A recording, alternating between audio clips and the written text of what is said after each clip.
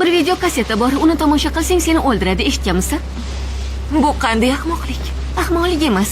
Odamlar uni olishadi, ya'ni ijaraga olishadi, uni tomosha qilishadi. U yerda esa dahshatli narsalar bor. Va kutilmaganda ekranda bir ayol paydo bo'ladi. Senga qarab jilmayadi.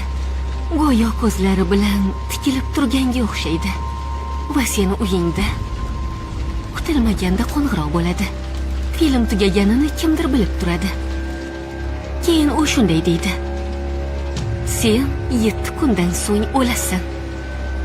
Va aniq 7 kundan keyin tamom. Buni senga kim aytdi?